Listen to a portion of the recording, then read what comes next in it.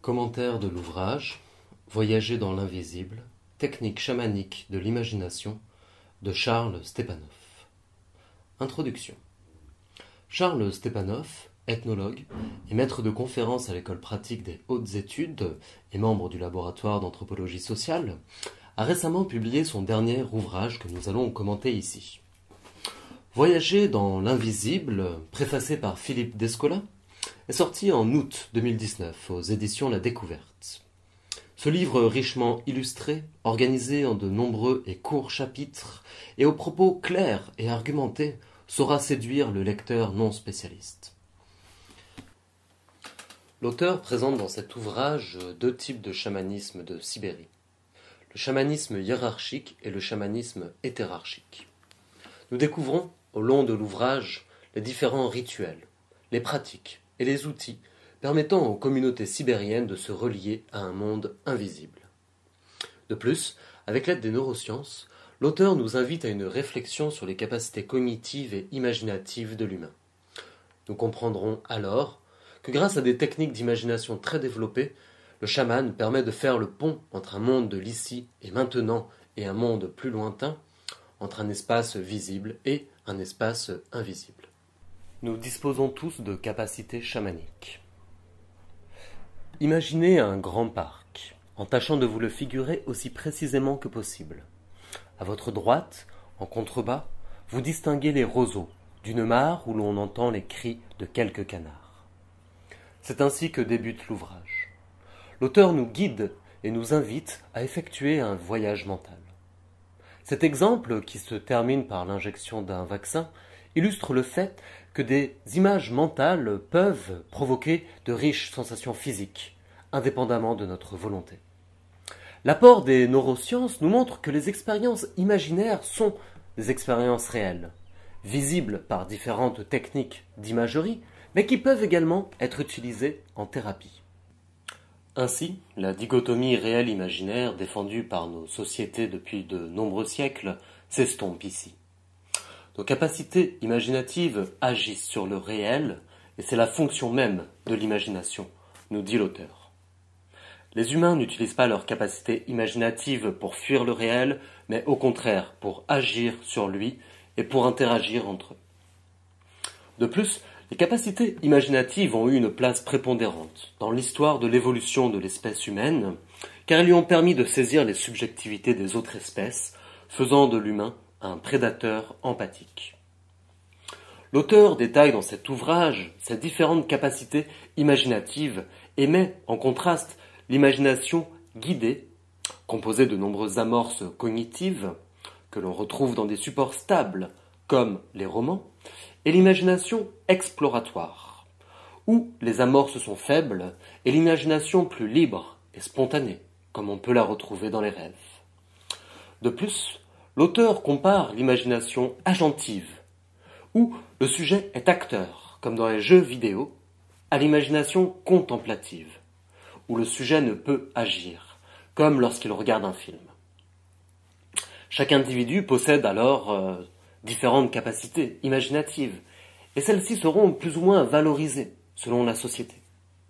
Les sociétés sibériennes, par exemple, valorisent les capacités imaginatives exploratoires et agentives, notamment pour développer les fonctions chamaniques. Contrairement aux théories du chamanisme mettant soit en valeur les états modifiés de conscience propres à Mircea Eliade, soit le symbolisme théâtral défendu historiquement par l'anthropologie sociale, l'auteur défend ici une thèse qui réunit ces deux approches psychologiques et sociales.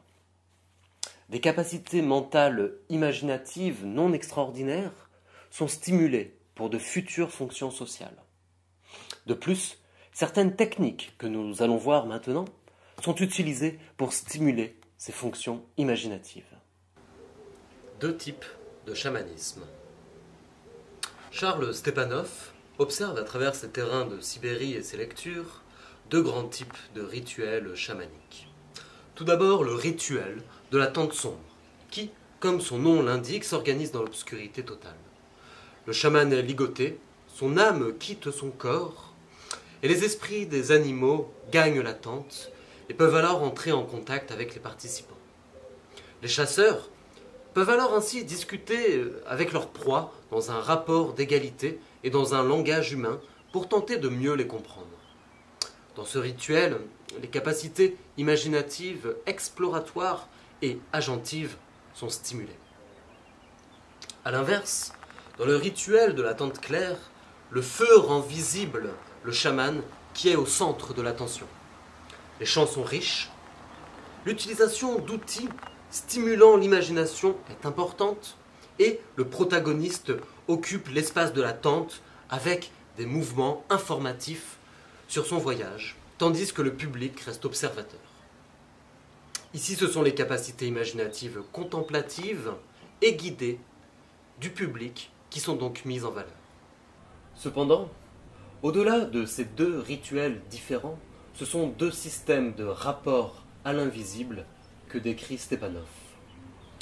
D'une part, le système hétérarchique, qui accorde des rapports directs entre humains et non humains. Le rituel est celui de la tente sombre, les chamans n'ont pas de costume, les profanes peuvent posséder un tambour et devenir chaman à force de pratique. L'auteur nous résume le chamanisme hétérarchique ainsi. Entre chaman et non-chaman s'étend un continuum où les différentes compétences sont de degré plutôt que de nature. La consommation de champignons Amanita muscaria ou Amanite tumouche, qui provoque des visions à forte dose, est utilisée au sein de ces traditions. D'autre part, le système hiérarchique réserve l'accès à l'invisible aux chamans. Le rituel est celui de la tente claire. Les chamans portent un costume richement orné et l'utilisation du tambour leur est réservée. Les compétences chamaniques innées proviennent d'une transmission héréditaire.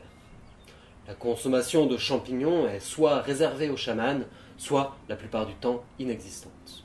Spécificité du chamanisme hiérarchique.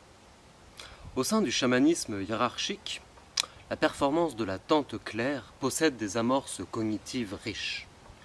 L'auteur décrit ces différents outils permettant d'explorer l'imaginaire. Les tambours, largement analysés dans l'ouvrage, et particulièrement importants au sein de la tradition hiérarchique, présentent une riche iconographie visible par le public. Les dessins, aussi visibles de l'intérieur du tambour, servent aux chamans pour se repérer. Comme le tambour, la yourte présente une asymétrie, avec une disposition précise des objets et des lieux. Le tambour agit alors en résonance avec la yourte, créant ainsi deux cercles concentriques pour recréer le monde, l'instant du rituel. Le tambour est également un moyen de transport que le chaman pourra chevaucher au cours de ses échappées. Il présente un avant au côté gauche du chaman, le côté sénestre, et un arrière au côté droit du chaman, le côté dextre. Le chaman se déplacera dans ces différents espaces, virtuels ou visibles, et les mettra en relation. L'auteur nous l'illustre ainsi. Le tambour est une interface sur laquelle les temps et les espaces se rencontrent.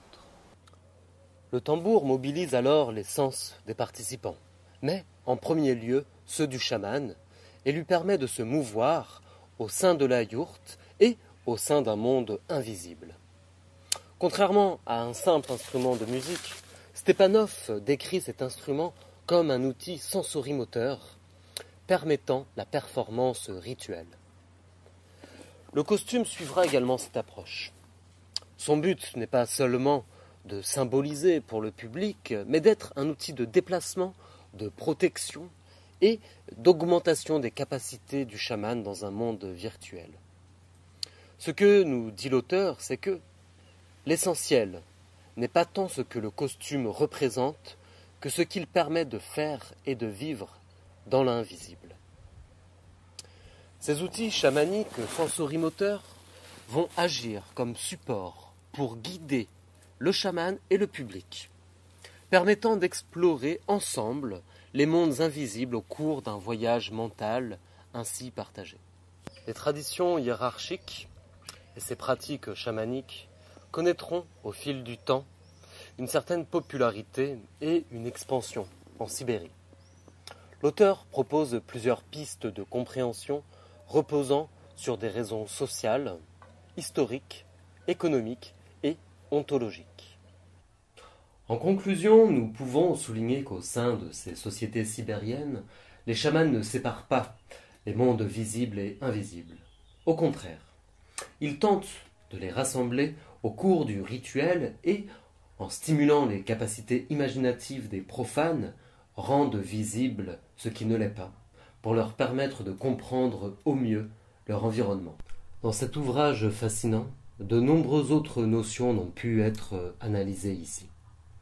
Néanmoins, nous conclurons sur le terme d'écologie de l'imagination, grâce auquel Charles Stepanov interpelle les capacités mises en œuvre dans différentes sociétés pour saisir les subjectivités des milieux vivants. Cette notion prend tout son sens face à une crise écologique où les rapports d'exploitation mercantile prédominent entre les hommes et les autres espèces vivantes.